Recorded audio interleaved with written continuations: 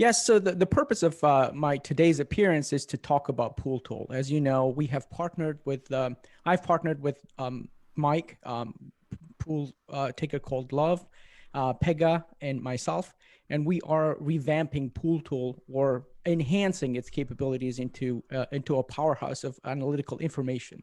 And that's our basic idea. It's not going to be another Explorer, of which there are plenty, but it's going to be a nexus of a rich analytical information that will bring both the stake pool operators and the delegators together to have meaningful conversations, to have meaningful interactions. And as a result, we are hoping that it will bring a lot of diversity and decentralization. Here's the problem with the current way, the way we rank pools. If we just maximize the current ranking system based on cost, we will end up either on exchanges or on cheap VPSs that charge you, €6 per month. And that is we see that as an existential sort of problem for the platform, for Cardano community as a whole. And in order to move away from that, we are proposing to tap into this rich diversity of pool operators around the world by adding extra services on top of pools. Let's say that I am an accountant, a professional accountant running a pool. What I can do, in addition to being a pool operator, I can say, okay, whoever is staking with me is going to get accounting services at the end of the year when they need to do their taxes. But you don't just basically get to use my services because you are a stakeholder for one epoch, but you need to be a loyal customer, sort of, so that there would be some sort of a loyalty score for delegators that will allow the stake pool operators to have a tiered level of services for their offerings. So let's say that I am an accountant. I have these skills that I could sell through my pool, and if you have staked with me, let's say 10,000 ADA for 5 epochs, then you get to unlock those sort of services, things like that. So that's one of the ways to basically, describe the system. The second way is that the stakeholders will get to know us a little bit better, in the sense that, if I am a stakeholder that cares about certain aspects of certain pools, let's say, I'm interested in let's say pools that are in Africa or in Kenya or whatever. And I'm interested not only in pools that are in Africa and Kenya, but the pools that are in Africa and Kenya doing specific things that I care about. You will be able to find those pools through our platform and delegate to them. And guess what?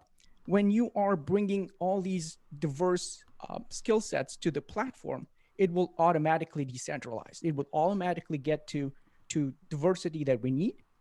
And it will automatically become a very difficult task to basically compare pools on different sort of dimensions, because those dimensions will be so rich that it will be difficult to say, okay, this is the same pool, unless you're just basically caring about cost. The comparison is not going to be apple to apple. So it's going to be, you have 5 to 10 different kinds of breads in supermarkets, right? If you think, I grew up in Soviet Union, we had 2 different kinds of breads. I'm trying to move away from that, right? So we want to basically bring a lot more offerings to the pools so that they could compete with the ones that are only competing on costs. So that's the thing. And what's going to happen eventually? We will have consortiums of pools, getting together and saying that, okay, I am an accountant. I can provide X, Y, and Z, and somebody else is a graphic designer, and they can produce great works of arts that the stakeholders will be able to use. But if you are in a consortium, for instance, you basically say, okay, we're going to charge, let's say 3%, and all of us, and whoever is staking with us will get free access to all our services. So that's a business proposal there to make sure that, if I am part of the consortium, then I get this basket of goods and services, access to them. So that becomes a viable business sort of on top of stake pool operators. Now, the platform itself will also allow you to have different kinds of promotions. Let's say that you are or want to distribute some tangent cards, which I have. You could basically do a randomizer, pick the verified stakeholders, and then say, okay, because you're going to be talking to verified stakeholders, you can just basically say, okay, you want this and this and that. And on top of that, you can also appeal directly to your stakeholders to build something. For instance, if I want to build a DApp, I can just basically get to my stakeholders and say, hey, I want to build this DApp, would you be willing to support me? And if the answer is yes, then the treasury will not be encumbered by those requests. So that's another sort of thing. So think about it three-dimensionally. First of all, the stake pool operators win because they will be talking to the verified stakeholders. The stakeholders will win because they will eventually find whatever they care about. It's not going to be only about profits and costs, which it could be. But in addition, for those who care about other dimensions of pools, then they will have the choice. And the third is that, the treasury is not going to be inundated with a lot of requests, small requests that could be funded directly by stakeholders themselves. So that's basically the basic idea. And the way it would look, can I share my screen or is it later? You can share. Okay. Yeah, you still got 3 minutes left, sir. All right. So the way it would look for a stake pool, for a stakeholder is something along these lines. So you verify your address by sending a certain amount to a address that we tell you, and then that will unlock this sort of a dashboard for you. So what do you see here? You can basically, if you're delegated to many pools, you can pick the pool that you want, and then these numbers will change based on the pool that you have picked, and then you will have a direct channel to the stake pool operator here. There will be stake pool news, and then there will be stake pool services. That tab over here could be anything. It's defined by the stake pool operator himself. Some pools will have services, some pools will not have some services, but the idea is that if you have something in addition, you post it there. I will post research, for instance, because I kind of like going deep into the ways that things work and uncover some interesting truths. So that will be helpful for the community. So that's basically the proposal in a nutshell. And yeah. Excellent. Thank you. All right. So that's great. That was 8 minutes. Very much appreciated. And I'll go ahead and lead in with the first question, and then Philippe, Robert, and Boone, you can follow up. And my first question is, tell me a little bit about your experience yourself and your teammates. What's the background? All right. So my background is in finance. I've financed a lot of projects around the world. I am an infrastructure banker. I finance, roads, power plants, and water plants, et cetera, et cetera. So that's my expertise. But I have an MBA degree, which makes it even broader because exposes you to different kinds of aspects of running business, from marketing to finance to anything else. And I have always been interested in technology. I've built my first computer when I was a teenager, and I've always been interested in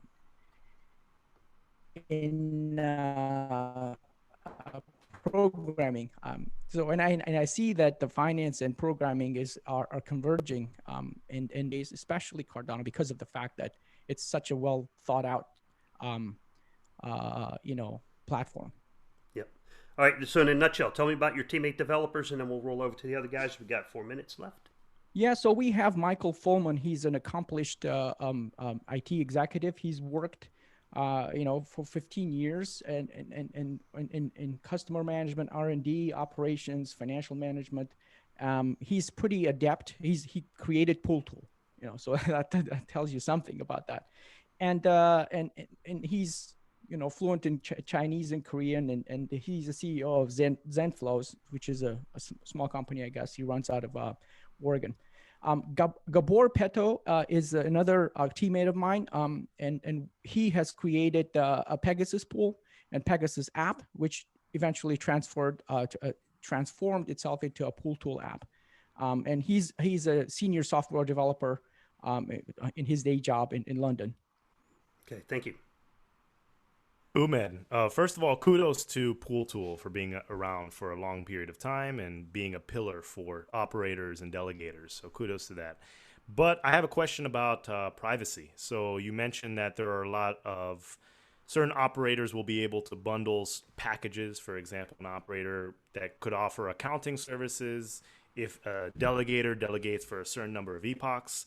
But that also implies that there's going to be some sort of transfer information. There's going to be an identity for that particular delegator that the operator will have access to. And especially with so many pool operators out there, and some of them we know who they are, and some of them we don't, how do we are there any issues to deal with privacy concerns about people just fishing and creating pools and trying to bait and switch people that are delegating and doing nefarious actions? So we've discussed this kind of extensively in PoolTool within our team. Our main goal is to provide privacy for the stakeholders, and the way we intend to do this is to make sure that we don't require names, and all we need is an email in order to basically register them. And they don't have to use that email, or they can make it up to basically use it one time. It doesn't have to be like something that they get communications constantly from us. And as far as the system goes, they will be identified by their wallet number, and you don't know anything else except for their wallets. I don't think the SPOs won't be able to look at their emails. So that's why we have this special place for SPOs to talk and to interact with their stakeholders. So they're not going to be able to basically take their email and say, hey, what's up? So it's all going to be kind of curated in that respect, because that guy who is staking with you might decide to go somewhere else next epoch, and you don't want to be harassed or by the stake pool operator who's pissed at you. So so I don't know. So but the thing is that right now what's happening is that it's a one-way mirror, right? All the stakeholders see everything about us as stake pool operators. We don't. And I think it's okay up to a point, but you need to be able to manage the quality of your portfolio. The way that I think about it is that let's say you have 100 stakeholders, and some of them are transient, they come in and go, and some of them are really loyal. You want to be able to identify the loyal ones and give them the appreciation through the added levels of services, and the PoolTool will allow you to do that. So you can have a pricing. So the stake pool stakeholder loyalty score is going to start somewhere at let's say 500 for everybody, and depending on how fast you move, switch pools and do all sorts of things that are not really productive from a from a protocol level, let's say, or for rewards level, but you keep doing that, then your score will go down. If you stay, even if you start with a small amount, and if you stay with the same pool, then you build the goodwill, so to say, because that's our livelihood as stake pool operators. We can't just basically, we can just basically say, okay, well, this is what it is, but there has to be a way for us to reward people who are staking with us, and giving us stability, because that's a natural evolution of this system, I think. Yep, Okay. very thoughtful. All right, we got 1 minute and 10 seconds left with Umed, and then we go to chat. Robert, Boone. Do you have any Yeah, questions? yeah. I was just sort of, it wasn't quite clear to me in terms of what was being delivered for this funding round of 6 months, and exactly what the ask was, etc. So I'm sorry. Can you repeat the question again? I was. It wasn't clear to me exactly what was planned to be delivered in the 6 month period, and what the ask was. The ask is 280,000 ADA, and what we want to deliver is basically it's in this proposal that we have. Let me just gonna read it for you. We got 30 seconds.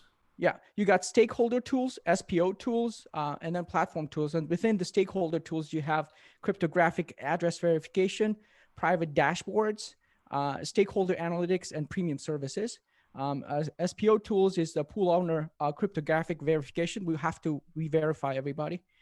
Private dashboards, this basically tells you what the quality of your portfolio is, etc. Stakeholder loyalty score, pricing tier, and randomizer. All right. And time. That was 15 minutes at that point. And then lastly, we go to chat. Thank you, Robert and Umed. Okay. Thank you. Nice work. Okay. So I'm scrolling through chat. Your Cardano update says, how will PoolTool generate revenue other than your stake pool? Is there a plan for that? Yes. So we have plans to basically create subscriptions for both the pool operators and stakeholders. And there's two dimensions to that. One is that we want to generate some revenue and be independent. We don't want to go back to the treasury every now and then, unless we need to build some functionality. So every stake pool operators will have to basically subscribe to our services in order to get access to those dashboards. The status quo is that you don't get dashboard if you don't want to pay. But if you want to have access to these dashboards and analytics, rich analytics, then you'll have to basically verify your pool. The first is that we will make revenue. The second is that there are so many different pools out there, right? And they all come and go, and we want to make sure that the list stays sanitized in the sense that you don't want to have dead pools in there with dashboards and whatnot. So being shown to stakeholders. So if you are a pool that paid its dues, let's say that's a yearly subscription, and then the next year you decided that, hey, this is not good. I'm just gonna basically stop working and close my pool. Then if you don't subscribe again, then that pool will not be visible, let's say, or to the stakeholders in the dashboard at least. Okay. All right. And then the stakeholders will have also the same kind of functionalities. They will have to verify their addresses periodically. We'll probably start the pilot with an X number of stakeholders getting the first year subscription free up until a point to just basically build some audience. But beyond that, we'll have to start charging. Yeah. Okay. Okay, very short question from Alberto Janet is, are you going to have a Tala integration? We got 3 minutes left. A Tala integration. Yeah, that was the question. Well, I mean, if there is a use case for that, yes, absolutely. I mean, I can see the reason why we would want to do that. If you have an identity and a Tala, and that identity gives us a rich analytical sort of information about you. Yeah. All right. Sounds Richard, good. All right. Richard asks, will it be possible for stakeholders to give a review to stake pool operators so they can give good reviews or bad reviews for certain stake pool operators? That's actually a very good idea. Yes, why not? Okay. All right. Excellent. Good feedback. And James Keever says, will this have an API or have metadata or something that SPOs can use to pull and customize the UI of the data PoolTool gives? Or will PoolTool be the only source of info? Well, we will try to basically, in order to make sure that everything is preserved according to the types of rules that we have. For instance, if we let it go in a sense that everybody is free to do whatever they want, then uniformity gets lost, and we want to keep that. So you have to kind of get into PoolTool to have access to all these things. Yeah. Okay. Wow, I think that was all of them. And quick question from me, Umed. Yep. How long do you think it's going to take to roll out some of these features? What's the time horizon? Well, I've been talking to my teammates. They think it's pretty doable within 3 to 6 months. And by the way, you will have these features also on your mobile. So that's another thing. So we're going in two different directions and implementing everything there. There's some misconception in the space that we're taking 3 to 6 months to do this. I think it's a little bit misconstrued because if we deliver something faster, we shouldn't be penalized for it. We can't just basically say I'm gonna take this money and go do this stuff for 24 months, because that's it reminds me of if I can make a quick comment about this the Soviet post-Soviet country. We went there and we said we will build you a water plant that will allow you to spend 150 liters of water per day per person. And he's like laughing at me saying, "Ha, we spend 300 liters of water per person."